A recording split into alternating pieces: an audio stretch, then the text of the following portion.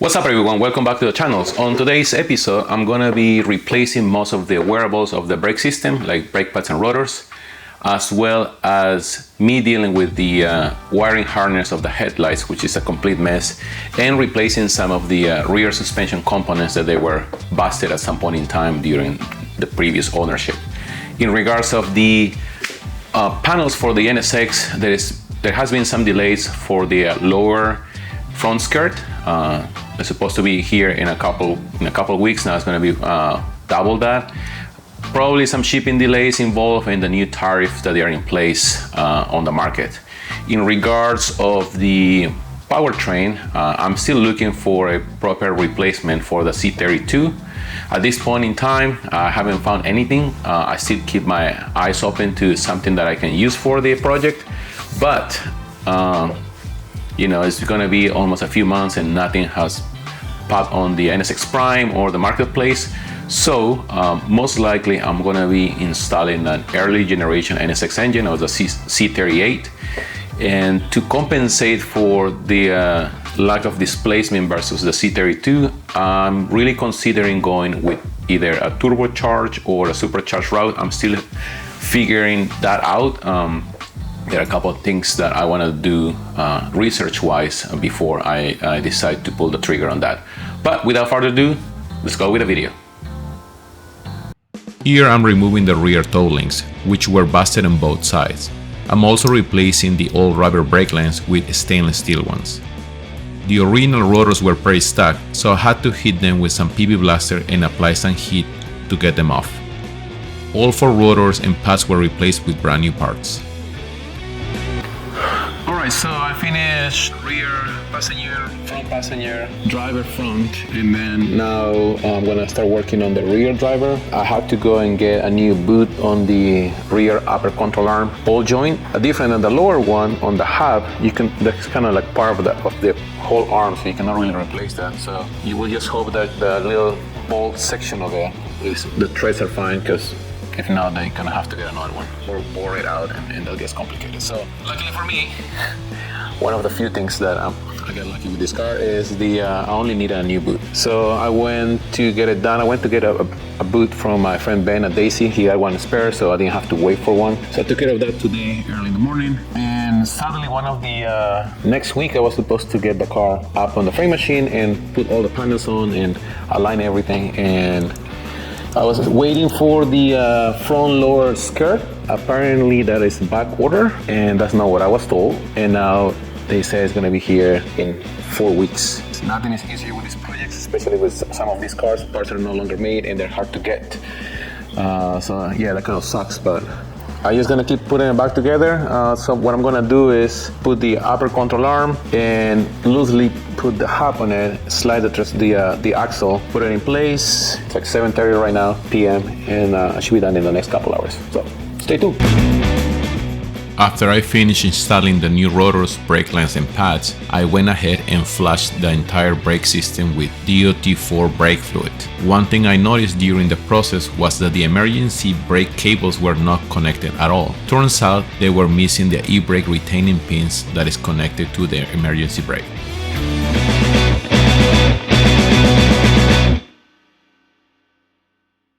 Alright, I'm almost done with the whole brake system out back. I put the crossbar. Yeah, so for whatever reason, I mean, not that I'm surprised, because a bunch of things are missing in this car. The pins that hold the emergency brakes cable were missing, so I have to buy those from Honda. You know, tiny little piece, $6. But yeah, so I'm gonna finish that. You don't get to see it because I don't want to put the camera. There's some like stuff coming out from it, and I don't want to get damaged or dirty. So, but yeah, I have to put this cable back here. Pin goes in there, and it goes right underneath it. Hopefully, I'll be able to make this work. I got some new parts from Yama. I'm gonna install the condensers. Trying to rewire everything like loosely because Jay is gonna be working in that area, so there's no point for me to put everything like back to normal because he's gonna take it apart anyways. Car is gonna go in the trailer, drop it at Jay's house, and then wait for the front underskirt that I was supposed to receive last week. And if not, I'm gonna have to get that from Austria. My friend Chris at Acura NSX parts. Definitely more expensive.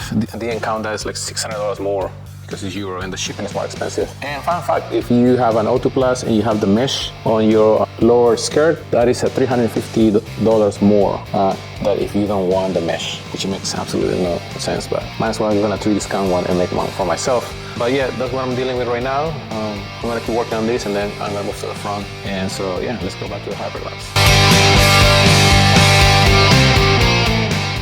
After reinstalling the emergency brake cables and cleaning up the rear end of the car, I moved to the front. There, I'm gonna be installing the driver and passenger side AC condensers along with their support brackets, plus a few new fittings, seals, so I can get the AC system back up and running.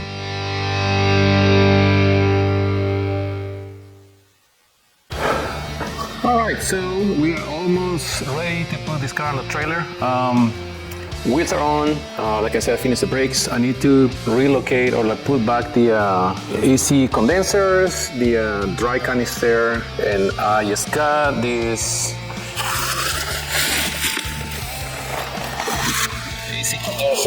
AC condenser support bars that go right here. Straight up from Japan. Waited for 3 weeks, but they're here. Hard to get in the US. Very expensive. You can get them here, but if you can wait, Amajama is a good site. What else? So yeah, I'm gonna put the bar. One thing, like if you ever have to replace this, make sure you, let me get out a picture so you guys can see it. Here, these pieces, they don't come with it, so it works as support for the AC condenser. So make sure if you ever have to change it, maybe you have a little fender bender or something like that, make sure you save these metal pieces.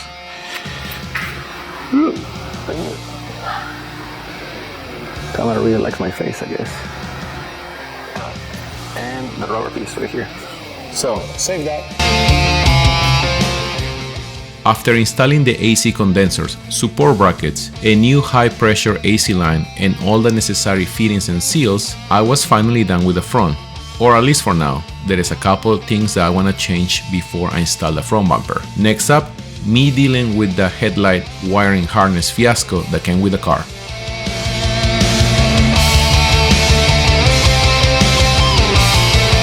A few moments later. So the condensers are on. There's obviously some misalignment here. It's kind of hard to like put it in place. That being said, I was like getting rid of this trash. There's some trash here, and I guess part of the windshield nozzle, which is all with tape. Just gonna save that. And now we're just looking inside of the airbox, and I found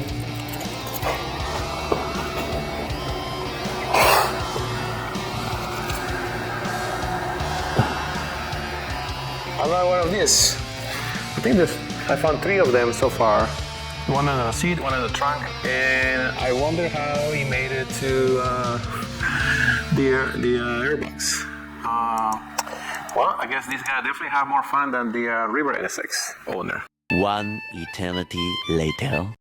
I was testing these LED lights, and it was the only side that was working was the driver's side and not the passenger side. So I got my multimeter and I was checking continuity and voltage, and I got both in each side. So I think they want to see at least 11-12 volts, and the battery that I had is kind of new, but when I tested it was running like 9 close to 9 volts, so it was very low. So probably going to change that under warranty, even though it wasn't a tender. I don't know what happened there. So I'm going to remove the the headlights, so I can work out if I'm going to stick to HIDs or LEDs.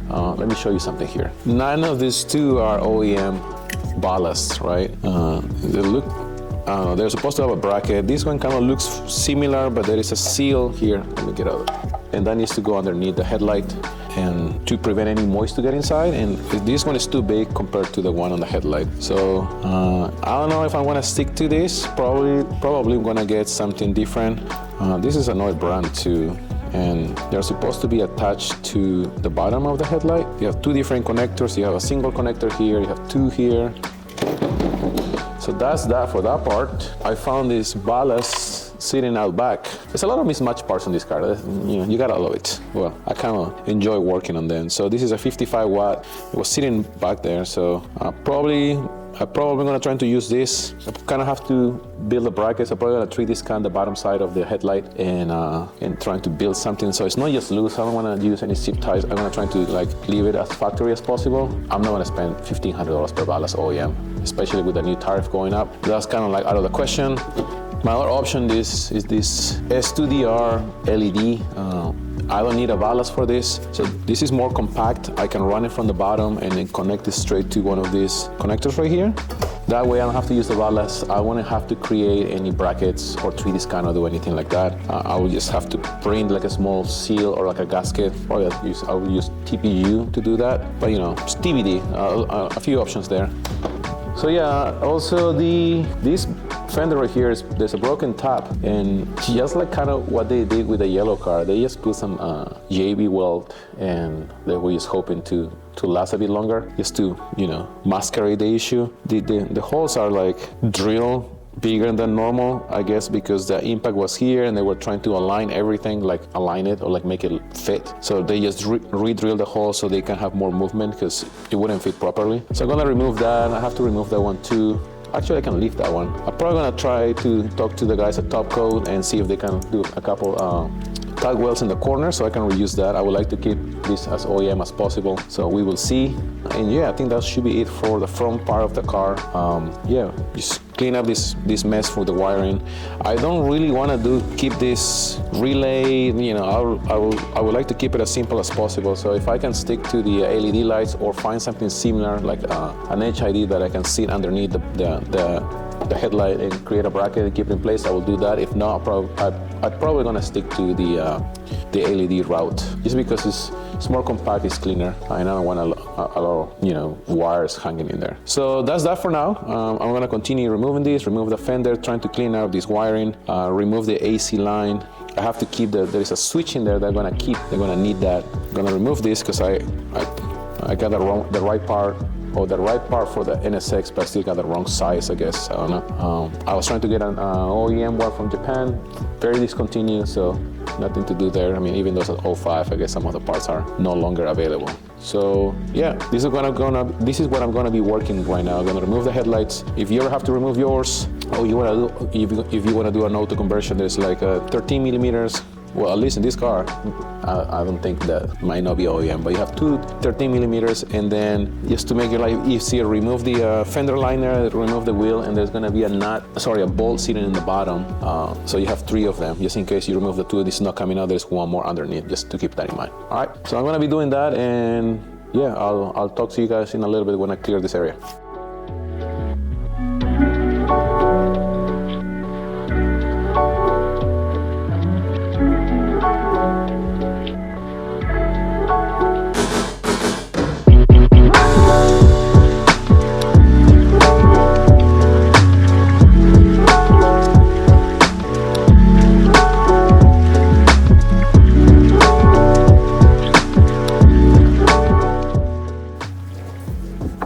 So apparently this is an OEM.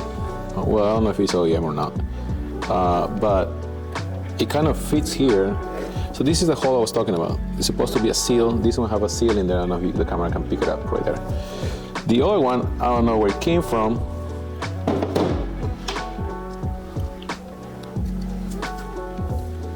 Right?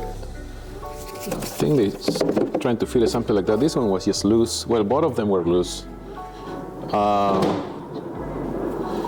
So here, let me hide my face. You can see the hole right there. So this one kind of fits. It looks very OEM to me.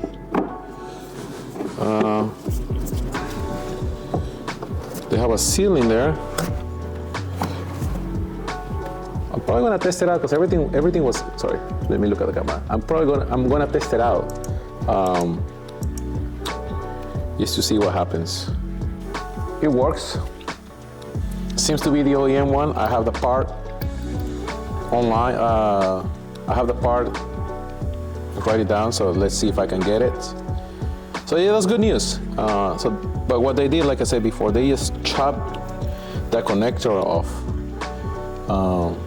So I'm probably gonna have to sort that out. I don't know where I'm gonna get it, but I guess if I talk to one of our NSX guys, I'm sure they can tell me what kind of type of connector do I need so I can make this work.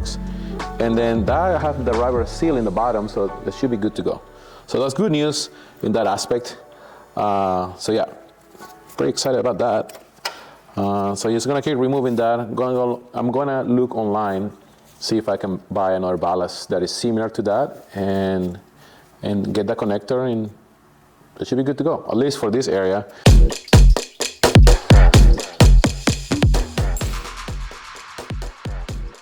After disconnecting and removing the passenger and driver side headlights, I went ahead and pulled the passenger side fender, hoping that my friend Matt Pratt at Top Coat can fix it for me.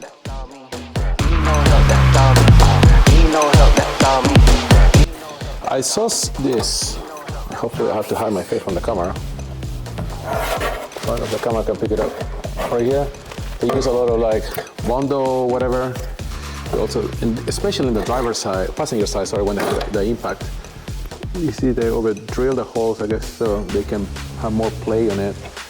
So, and what I was talking about is this part right here. So I have to, I'm in tracking mode, so sorry, I have to remove my face. You see the plate? So I have to fix that. I don't know if maybe you can see it right here.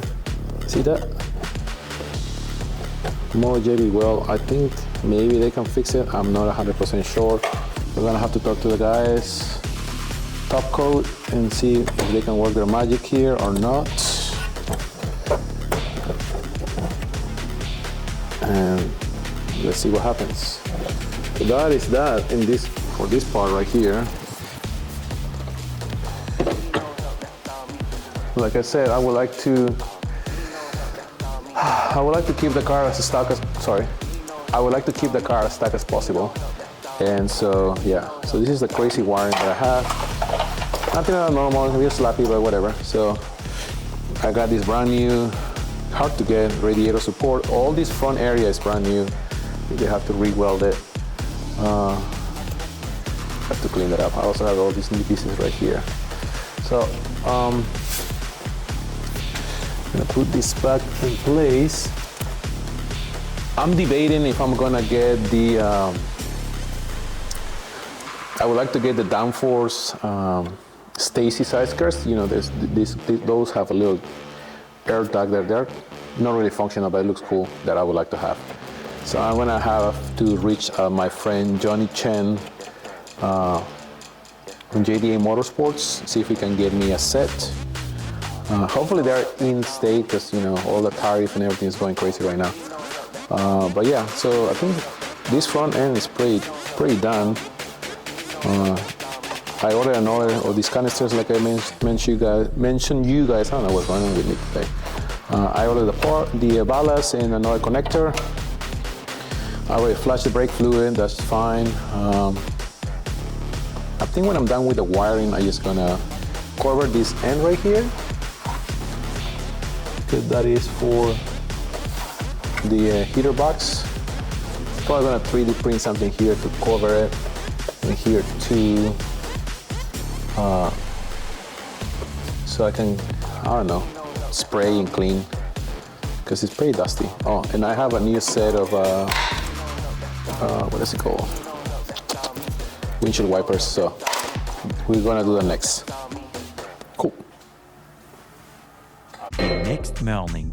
Here's the headlights. I got the ballast from Amazon. Hopefully they will match this ballast that was sitting on the car.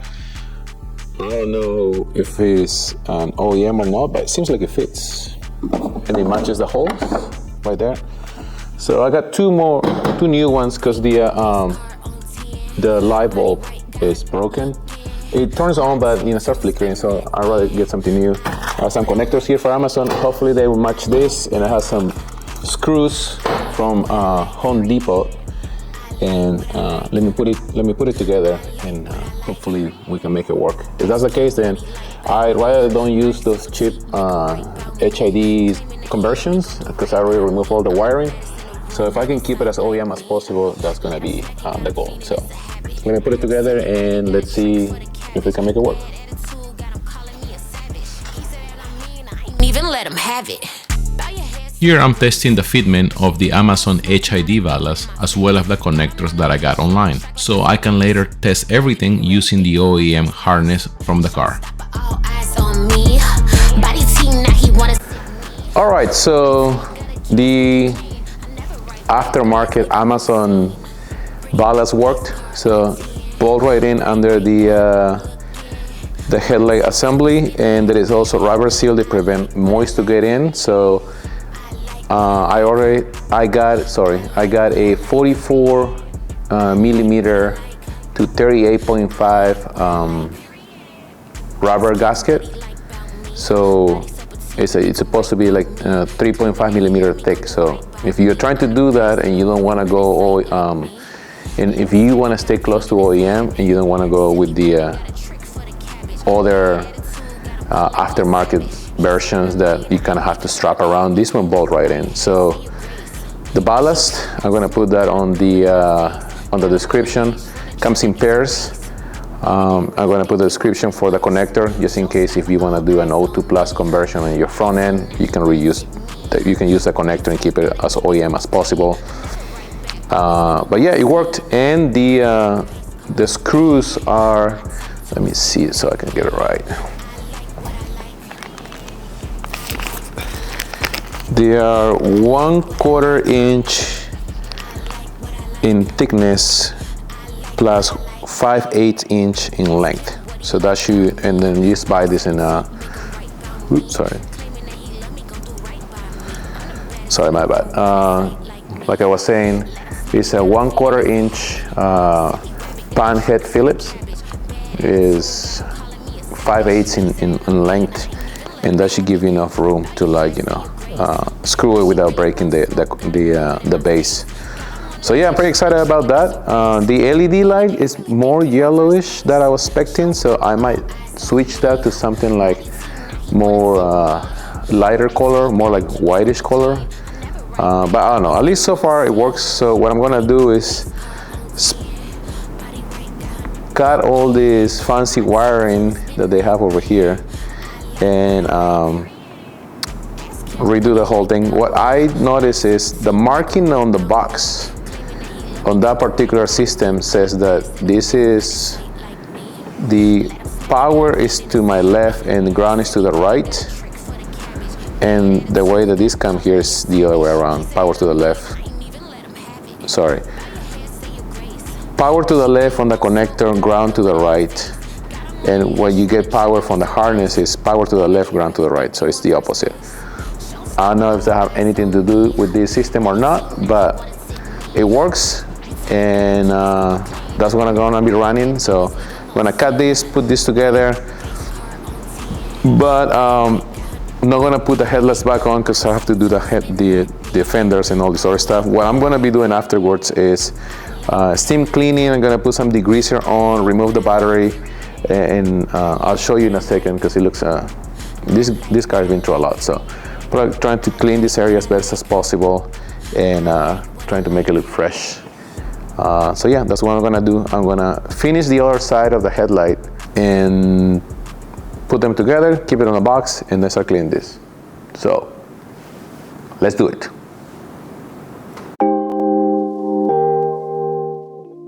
And this is how bad the front bay of the car looked. It honestly seemed like the hood had been left open for a long period of time, letting dirt and grime to pile up. On top of that, there were visible marks of brake fluid stains near the master cylinder reservoir. At one point, I seriously thought about power washing the whole thing, but I didn't want to risk any damage to the wiring harness or causing any future electrical issues. So instead, I went with a combo of super clean degreaser and a steamer to safely clean up the entire front bay of the car.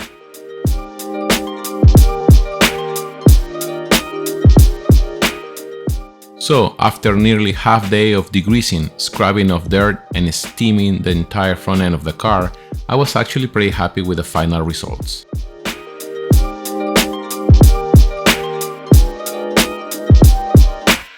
Day 2. I got some goodies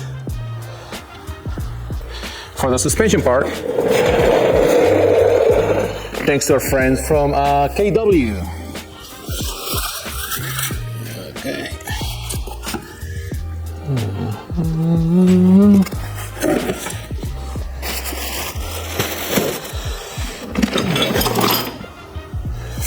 Well, I have to put it together, but you know, KW3 variant, very popular in the NSX community. I got this. I got this for a really good deal, so you know, everything's been done. So I'm gonna put it together. I have to compress the spring or the coil. Yeah, the spring. Sorry. So I can put the top hat, the OEM suspension top hat. You can either go that route, or you can get the Science of Speed. They kind of have like aluminum top hat that you can buy too. So yeah, we're gonna put this together and start the front or back. I don't know. I'll figure out in a second. But yeah, I'm gonna put this together. After spending a couple hours assembling the coilovers and presetting them, I was finally ready to get them installed on the car.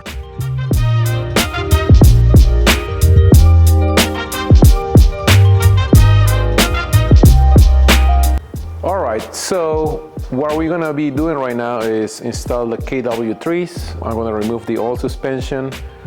You are gonna need a 14 millimeter on top, the outer tie rod, that is a 17, the sway bar link is also 17, and the bottom of the strut is also 17. So I'm gonna remove the outer tie rod, sway bar, remove the bolt and the nut for the bottom of the OEM suspension, and just trying to push it down a bit so I can lose that. And it depends if it's too hard for me to push it down, then I'm gonna use a pry bar and just push it down so I can remove the strut. I usually remove the nuts at the very end, but that's the way I do it. I started the installation on the passenger side, which ended up taking a bit longer than expected. The OEM strut had a bracket that I was not familiar with, but after looking at the NSX service manual, I was able to figure out, remove it, and continue with installation. All right, so I just finished with the front of the car. Now I'm gonna start with the back. Luckily for me, I had to remove the 6-speed transmission on the car because the case was broken. So I got one from Japan, and that is gonna be put together next week. So in essence, it's pretty much the same thing. You remove the toe link here. Try to do it on the side that is attached to the subframe. It's easier. I also remove the bolt on the brake line, so when you push down, it doesn't get cut here, so it's free to move around. And same thing, 17 millimeter nut and bolt on the bottom of the suspension, and you have 14 millimeter nuts on top of the coilover or strut. So yeah, there is nothing much I have to do here because I cannot put anything together besides just swap this thing here and pretty much just put the transmission, pretty much just put the suspension back on with the 3 bolts on top and just let it hang there for the time being, because I need to wait for the transmission to come back so I can put the axle and the rest of that.